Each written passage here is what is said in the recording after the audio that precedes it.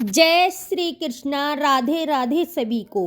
आप सभी का दिन शुभ और मंगलमय हो और श्री कृष्ण भगवान की कृपा आप सभी भक्तों पर सदा बनी रहे। आइए सुनते हैं पौष मास के चौथे दिन की कथा। भगवान श्री कृष्ण की मोर पंख की कथा। एक समय गोकुल में एक मोर रहता था। वह रोज जब श्री कृष्ण भगवान आते और जाते तो उनके द्वार पर बैठा एक ही भजन गाता। मेरा कोई ना सहारा बिन तेरे, गोपाल सावरिया मेरे, माँ बाप सावरिया मेरे। वो इस रोज इसी भजन को गुनगुनाता रहता। एक दिन हो गया, 2 दिन हो गए, इसी तरह 1 साल बीत गया, परंतु श्री कृष्ण ने एक ना सुनी। तब वहाँ से एक मैना उड़ती जा रही थी। उसने मोर को रोता हुआ देखा और अचंबा किया। उसे मोर के रोने पर अचंबा नहीं हुआ, उसे यह देख के अचंबा हुआ कि श्री कृष्ण के दर पर कोई रो रहा है। वो मोर से बोली, मैना, हे मोर, तू क्यों रोता है? तो मोर ने बताया कि मैं पिछले 1 साल से इस छलिए को रिझा रहा हूँ, परंतु इसने आज तक मुझे पानी भी नहीं पिलाया। यह सुन मैना बोली, मैं बरसाने से आई हूँ, तू भी वहाँ चल। और वो दोनों उड़ चले और उड़ते उड़ते बरसाने पहुँच गए। जब मैना वहाँ पहुँची तो उसने गाना शुरू किया, श्री राधे श्री राधे श्री राधे श्री राधे। परंतु मोर तो बरसाने में आकर भी यही दोहरा रहा था, मेरा कोई ना सहारा बिन तेरे, गोपाल सावरिया मेरे, माँ बाप सावरिया मेरे। जब राधा ने ये सुना तो वो दौड़ी दौड़ी चली आई और मोर को गले से लगा लिया। राधा ने कहा, तू कहाँ से आया है? तो मोर ने बोला, जय हो राधा रानी, आज तक सुना था कि तू करुणामयी है और आज साबित हो गया। राधा बोली, वो कैसे? मोर ने कहा, मैं पिछले 1 साल से श्याम नाम की बिन बजा रहा हूँ, लेकिन उसने मुझे पानी तक नहीं पिलाया।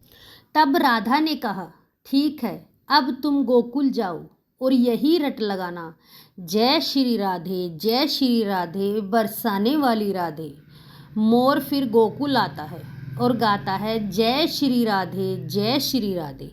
जब श्री कृष्ण ने सुना तो भागते हुए आए और बोले, श्री कृष्ण बोले, हे मोर, तू कहाँ से आया है? तब मोर ने कहा, वारे छलिया, जब 1 साल से तेरे नाम की बीन बजा रहा था तो पानी भी नहीं पूछा, और आज जब मैंने श्री राधे बोला तो भागता हुआ आ गया। तब श्री कृष्ण कहने लगे, अरे बातों में मत उलझा, बात बता, तू कहाँ से आया है? तब मोर कहने लगा, मैं पिछले 1 साल से तेरे द्वार पर यही गा रहा हूँ, मेरा कोई ना सहारा बिन तेरे, गोपाल सावरिया मेरे, माँ बाप सावरिया मेरे। श्री कृष्ण, तूने राधा का नाम लिया, ये तेरा वरदान है, और मैंने पानी नहीं पूछा, ये मेरे लिए श्राप है। इसलिए जब तक ये सृष्टि रहेगी, तेरा मोर पंख सदैव मेरे शीश पर विराजमान होगा, और जो राधा का नाम लेगा वो भी मेरे शीश पर रहेगा। जय हो मोर मुकुट बंसी वाले की जय। आज हम पौष मास के चौथे दिन की कथा के साथ आगे बढ़ते हैं। यह कथा हमें धर्म और भक्ति के मार्ग पर चलने की प्रेरणा देती है और सच्चे सुख का अर्थ भी समझाती है। श्री नारायण जी नारद जी से कहते हैं, हे नारद, इस प्रकार उस बालक को आशीर्वाद देकर श्री हरि उस सभा में देवताओं और मुनियों के साथ एक रत्न निर्मित श्रेष्ठ सिंहासन पर विराजमान हो गए। उनके दक्षिण भाग में शंकर जी, बाएं भाग में प्रजापति ब्रह्मा जी और आगे धर्मा आत्माओं में श्रेष्ठ तथा जगत के साक्षी धर्म जी ने आसन ग्रहण किया। हे ब्राह्मण, फिर धर्म के समीप सूर्य, इंद्र, चंद्रमा, देवगण, मुनि समुदाय और पर्वत समूह सुखपूर्वक आसनों पर विराजमान हो गए। इसी बीच महायोगी सूर्य पुत्र शनिचर शंकर नंदन गणेश जी को देखने के लिए वहां आए। उनका मुख अत्यंत नर्म था, आंखें कुछ मुंदी हुई थी और मन एकमात्र श्री कृष्ण में लगा हुआ था, इसलिए वे बाहर श्री कृष्ण का ही ध्यान कर रहे थे। वे तप फल को खाने वाले तेजस्वी, धधकती हुई अग्नि की शिखा के समान प्रकाशमान, अत्यंत सुंदर श्याम वर्ण, पीतांबरधारी और श्रेष्ठ थे। उन्होंने वहां अपने विष्णु, ब्रह्मा, शिवधर्म, सूर्य देवगण और मुनिवर को प्रणाम किया। फिर इनकी आज्ञा से वे उस बालक को देखने के लिए गए। अंदर जाकर शनिदेव ने सिर झुकाकर पार्वती जी को नमस्कार किया। उस समय वे अपने पुत्र को अपनी छाती से लगाकर रत्न सिंहासन पर विराजमान होकर आनंद पूर्वक मुस्कुरा रही थी। 5 सखियां निरंतर उन पर श्वेत चम डला जाती थी। वे सखी द्वारा दिए गए सुवास तांबुक को चबा रही थी। तांबुल पान को कहते हैं। उसके शरीर पर अग्नि से तपाक शुद्ध की हुई सुंदर साड़ी शोभामान थी। रत्नों के आभूषण उनकी शोभा बढ़ा रहे थे। सहसा सूर्य नंदन शनिदेव को सिर झुकाए देखकर देवी ने उन्हें शीघ्र ही शुभ आशीर्वाद दिया और फिर उनसे वार्तालाप करके उनका कुशल मंगल पूछा। पार्वती जी ने फिर पूछा, हे शिव, इस समय आपका मुख नीचे की ओर झुका हुआ क्यों है? या आप मुझे अन्यथा इस बालक की ओर देख क्यों नहीं रहे? साधु ने उसका कारण सुनना चाहती हूं। शनिदेव कहने लगे, साध्वी, सारे जीव अपने कर्मों के अनुसार अपनी करनी का फल भोगते हैं, क्योंकि जो भी शुभ तथा अशुभ कर्म होता है उसका करोड़ों कल्पों में भी नाश नहीं होता। जीव अपने कर्म के अनुसार ब्रह्मा, इंद्र और सूर्य के भवन में जन्म लेता है। कर्म से ही वह मनुष्यों के घर में और कर्म से ही पशु आदि योनियों में उत्पन्न होता है। कर्म से वह नरक में जाता है और कर्म से ही उसे बैकुंठ की प्राप्ति होती है। अपने कर्म के अनुसार वह चक्रवर्ती राजा हो जाता है और अपने ही कर्म से वही नौकर भी होता है।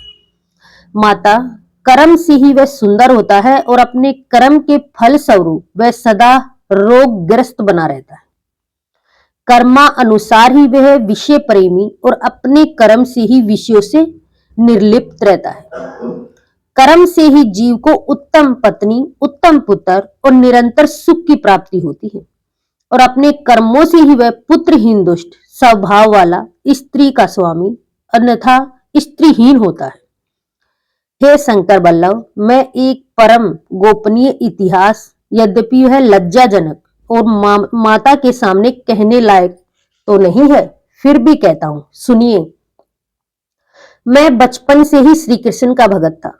मेरा नाम तो सदा एकमात्र श्री कृष्ण के ध्यान में लगा रहता था। मैं विषयों से विकृत होकर लगातार तपस्या में लीन करता था। पिताजी ने चित्ररथ की कन्या से मेरा विवाह करवा दिया। वह सती साध्वी नारी अत्यंत तेजस्विनी और तपस्या में लीन रहने वाली थी। एक दिन ऋतु स्नान करके वह मेरे पास आई। उस समय मैं भगवत चरणों का ध्यान कर रहा था। मुझे ब्रह्मा ज्ञान बिल्कुल भी नहीं था। पत्नी ने अपना ऋतुफल निष्फल जानकर मुझे श्राप दे दिया कि अब आप जिसकी ओर देखोगे वही नष्ट हो जाएगा।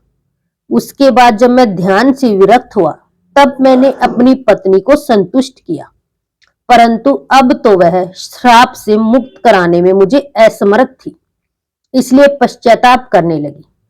माता, इसी कारण मैं किसी भी वस्तु को अपने नेत्रों से नहीं देखता और तभी से मैं जीव हिंसा के भय से स्वाभाविक हूं।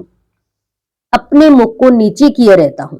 मुने शनिचर की बात सुनकर देवी पार्वती हंसने लगी और नरक कीड़ों नारियों का सारा समुदाय ठका मारकर हंसने लगे। श्री नारायण जी कहते हैं, नारद, शनिचरा यह वचन सुनकर देवी पार्वती ने परमेश्वर श्री हरि का ध्यान किया और सारा जगत ईश्वर की इच्छा के विशुभित ही है, ऐसा कहा। फिर देववशी भूता पार्वती जी ने कौतूहल वंश शनिदेव से कहा, आप मेरी और मेरे बालक की ओर देखिए, भला इस निष्कर्म फल भोग को कौन हटा सकता है।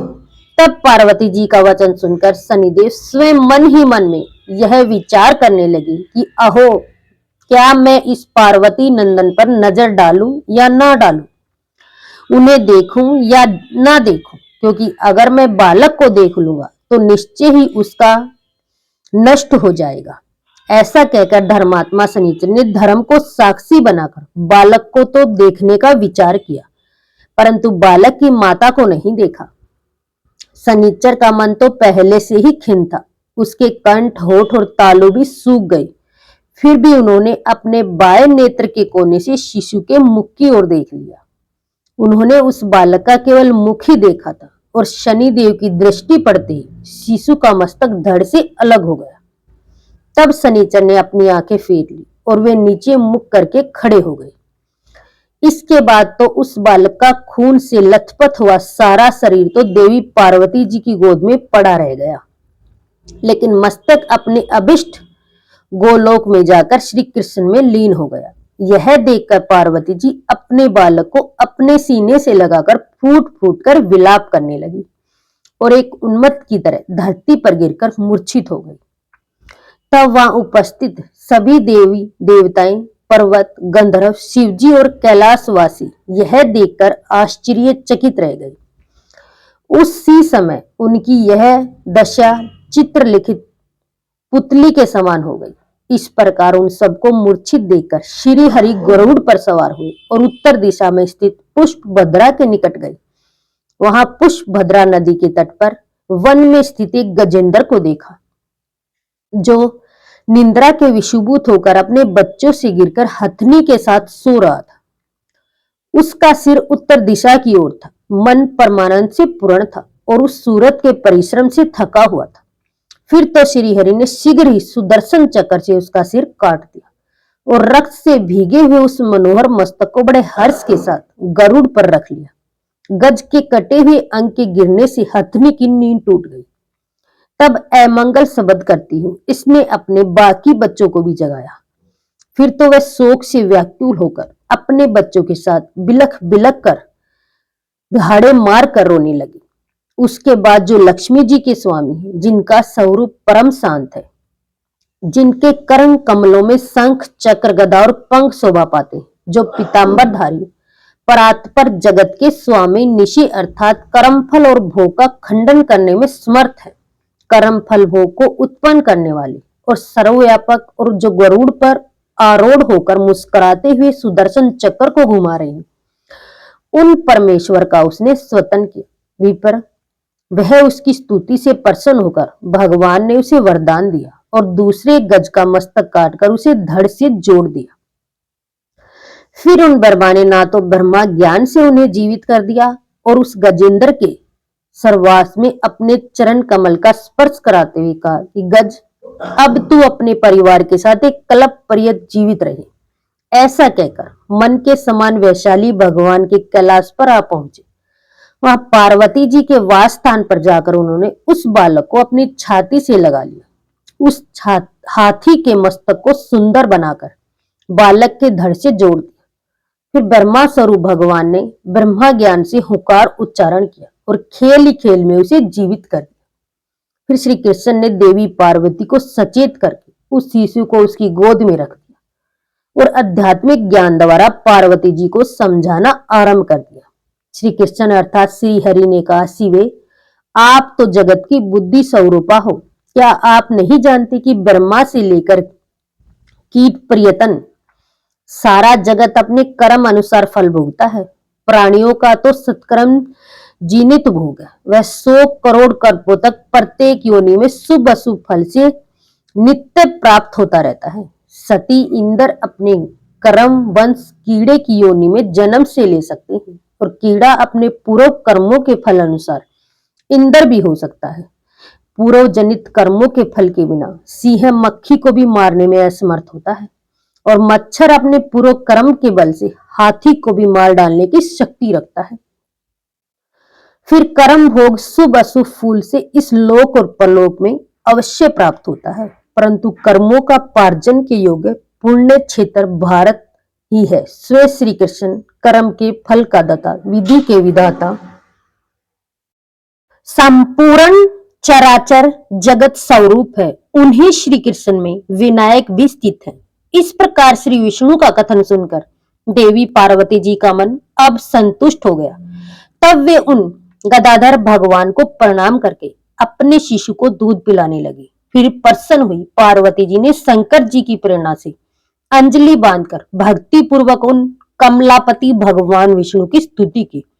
तब श्री विष्णु ने शिशु को और शिशु की माता को आशीर्वाद दिया और अपने आभूषण मणि को बालक के गले में डाल दिया। ब्रह्मा जी ने अपना मुकुट और धर्म ने रतन का आभूषण दिया। फिर देवियों ने और उपस्थित सभी देवताओं ने, मुनियों, पर्वतों, गंधर्वों, समस्त महिलाओं ने यथोचित रूप से रतन प्रदान की। उस समय महादेव जी का मन अत्यंत हर्ष और मगन हो गया। वे श्री विष्णु का स्तवन करने लगे। नारद वहां मरकर पुनः जीवित हुए बालक को देखकर शिव पार्वती ने ब्राह्मणों को असंख्य रत्नों का दान दिया। मरे हुए बालक के जी उठने पर हर्ष गदगद हुए। हिमालय ने बंदियों को 100 हाथी और 1 सहस्त्र घोड़े दान कर दिए और देवगण हर्षित होकर ब्राह्मणों को और सभी नारियों ने बंदियों को दान दिया। लक्ष्मीपति विष्णु ने मांगलिक कार्य संपन्न कराए, ब्राह्मणों को भोजन से तृप्त किया और वेदों तथा पुराणों का पाठ करवाया। फिर शनिचर को लज्जा युक्त देखकर पार्वती जी को क्रोध आ गए और उन्होंने उस भरी सभा के बीच शनिदेव को श्राप देते हुए इस प्रकार कहा कि तुम अंगहीन हो जाओ। श्री नारायण कहते, नारद, फिर श्री विष्णु ने शुभ अवसर आने पर देव तथा मुनियों के साथ सर्वश्रेष्ठ उपहारों से उस बालक का पूजन किया और उससे कहा कि सर्वश्रेष्ठ, मैंने सबसे पहले आपकी पूजा की, इसलिए वत्स अब सर्व पूज्य और योगेंद्र हो जाओ। ऐसा कहकर श्री हरि ने उसके गले में वनमाला डाल दी और उस बालक को मुक्तिदाता ब्रह्मा ज्ञान और संपूर्ण सिद्धियां प्रदान करके अपने जैसा ही बना दिया। फिर 600 उपचार की सुंदर वस्तुएं दी और मुनियों तथा देवों के साथ उसका इस प्रकार नामकरण किया, विघ्नेश, गणेश, गजानन, लंबोदर, एक दंत, सूरकरण और विनायक, उनके यह 8 नाम रखे गए। पुनः सनातन श्री हरि ने उन मुनियों को बुलाकर उसे आशीर्वाद दिलवाया। फिर सभी देवी देवताओं ने और मुनियों ने अनेक प्रकार के उपहार गणेश जी को दिए और फिर कर्मशः उन्हें भक्ति पूर्वक उनकी पूजा की। नारद जी तत् जगत जननी पार्वती जी ने, जिनका मुख कमल हर्ष के साथ विकसित हो रहा था, अपने पुत्र को रतन निर्मित सिंहासन पर बैठाया और फिर उन्होंने आनंद पूर्वक समस्त तीर्थों के जल से भरे हुए 100 कलश से मुनियों द्वारा वेद मंत्र उच्चारण पूर्वक उसे स्नान कराया। फिर अग्नि में तपाक शुद्ध किए हुए 2 वस्त्र दिए। फिर पाद के लिए गोदावरी का जल, अर्ध के लिए निर्मित गंगा जल और आचमन के लिए दुर्वा, अक्षत पुष्प और चंदन से युक्त पुष्प का जला कर दिया। रतन पात्र में रखे हुए शक्कर युक्त द्रव का मधु पर प्रदान किया और फिर सर्वलोक के वैद्य अश्विनी कुमार द्वारा निर्मित स्नान उपयोगी विष्णु तैल बहुमूल्य रत्नों के बने हुए सुंदर आभूषण, पारिजात के पुष्पों की 100 मालाएं, मालती, चंपक आदि अनेक प्रकार के पुष्प, तुलसी जी के अलावा पूजा में उपयोग आने वाले तरह तरह के पत्थर, चंदन, अगरू, कस्तूरी, कुमकुम ढेर के ढेर, रतन, प्रदीप और धूप सादर समर्पित किए। फिर बालक गणेश को प्रिय लगने वाले नैवेद्य जैसे तिल के लड्डू, जौ और गेहूं के चूरन, पूरी अत्यंत स्वादिष्ट तथा मनोहर पकवान, शक्कर मिर्ची स्वादिष्ट स्वास्तिक के आकार का बना हुआ और त्रिकोण पकवान, विशेष गुड़ युक्त खील, चिवड़ा और अगहीन के चावल के आटे के बने हुए पदार्थों के नाना प्रकार के व्यंजनों के पहाड़ लगा दिए। नारद फिर इस पूजन में देवी पार्वती ने हर्ष में भरकर 1 लाख घड़े दूध, 1 लाख घड़े दही, 3 लाख घड़े मधु और 5 लाख घड़े श्री सादर अर्पित किया। नारद फिर अनार और बेल के असंख्य फल, तरह तरह के खजूर, जामुन, आम, कटहल, केला और नारियल के असंख्य फल दिए। फिर आचमन और पान कराने के लिए अत्यंत निर्मल कपूर आदि से सुवासित स्वच्छ गंगा जल दिया।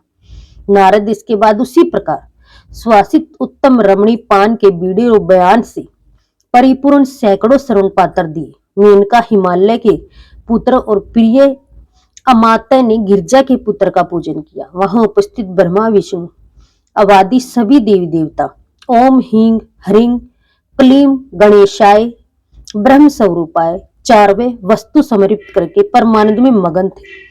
इस मंत्र में 32 अक्षर है। यह संपूर्ण कामनाओं का दाता, धर्म, अर्थ, काम और मोक्ष का फल देने वाला है और सभी प्रकार की सिद्धियां प्रदान करने वाला। इस मंत्र के 5 लाख जप से ही भगत को मंत्र सिद्धि प्राप्त हो जाती है। भारतवर्ष में जिसे मंत्र सिद्धि हो जाती है वह श्री विष्णु के समान हो जाता है। उसके नाम स्मरण से सारे विघ्न भाग जाते हैं। उस उत्सव के अनुसार पर आनंद मग्न हुए देवताओं ने इसी मंत्र से शिशु की पूजा करके अनेक प्रकार के बाजे बजवाए, उत्सव कराया, ब्राह्मणों को भोजन कराया और फिर ब्राह्मणों को और विशेष दयाबंदियों को दान किया। श्री नारायण जी कहते हैं, हे नारद, तब उस सभा के बीच श्री विष्णु परम भक्ति पूर्वक संपूर्ण विघ्नों के विनाशक उन गणपति महाराज की भली भांति पूजा करके उनकी स्तुति करने लगे। श्री विष्णु ने कहा, हे ईश्वर, सनातन ब्रह्म ज्योति स्वरूप आपका स्वतन करता चाहता हूँ, परंतु आपके अनुरूप निरूपण करने में मैं स्वतः असमर्थ हूँ, क्योंकि आप इसका रहित संपूर्ण देव में श्रेष्ठ सिद्ध और योग के गुरु, सर्व स्वरूप, श्रेष्ठ ज्ञान राशि स्वरूप, अव्यक्त, अविनाशी, नित्य सत्य आत्मा स्वरूप, वायु के समान अत्यंत निर्लेप रहित, सबके साक्षी, संसार से पार होने के लिए परम दुर्बल माया रूपी नौका के कर्णधार स्वरूप, भक्तों पर अनुग्रह करने वाले, श्रेष्ठ वर्णीय वरदाता, वरदानियों के भी ईश्वर, सिद्धि सिद्ध स्वरूप, सिद्धिदाता, सिद्धि के साधन, ध्यान से अतिरिक्त ध्येय ध्यान द्वारा असाध्य धर्म, धार्मिक स्वरूप, धर्म के दाता, धर्म और अधर्म का फल प्रदान करने वाले, संसार वृक्ष के बीज और अंकुर, इसके आश्रय स्त्री पुरुष और नपुंसक के रूप में विराजमान और इनकी इंद्रियों से भी उसके आदि पूज्य, सर्व पूज्य, गुण के सागर, स्वेच्छा से सगुण ब्रह्मा तथा स्वेच्छा से ही निर्गुण ब्रह्मा का स्वरूप धारण करने वाले, स्वयं प्रकृति रूप और प्रकृति से परे प्राकृत रूप है। शेष अपने सहस्त्र मुखों से भी आपकी स्तुति करने में असमर्थ हूँ। आपकी स्तुति ना पंचमुख महेश्वर कर सकते हैं, ना चतुर्भुज ब्रह्मा जी ही, ना सरस्वती जी और ना शक्ति, और ना ही मैं कर सकता हूँ, ना चारों वेद कर सकते हैं। फिर उन वेदवादियों को भला तुलना ही क्या है। इस प्रकार देव सभा में देवताओं के साथ सुरेश्वर गणेश की स्तुति करके रमापति मौन हो गए। मुने, जो मनुष्य एकाग्रचित होकर भक्ति भाव से प्रातः, मध्य और सायंकाल इस विष्णुकृत गणेश स्तोत्र का पाठ करता है, देखा गया बुरा सपना सुख सौपन में परिणत हो जाता है। उसे कई दारुण ग्रह पीड़ा, नाभि आदि सभी प्राप्त होते हैं। विघ्नों का क्षय और सदा संपत्ति की वृद्धि होती रहती। जिसके घर में पुत्र पात्र को बढ़ाने वाली लक्ष्मी जी स्थिर रूप से वास करती, तीर्थ, यज्ञ और संपूर्ण महादान से जो फल मिलता है वह उसे श्री गणेश की कृपा से प्राप्त हो जाता है। यह ध्रुव नारद सत्य है। नारद जी ने कहा, श्री गणेश के स्तोत्र और उसके मनोहर पूजन का तो मैं सुन लिया, अब मुझे जन्म मृत्यु के चक्कर में छुड़ाने वाली कवच को भी सुनाने की इच्छा है।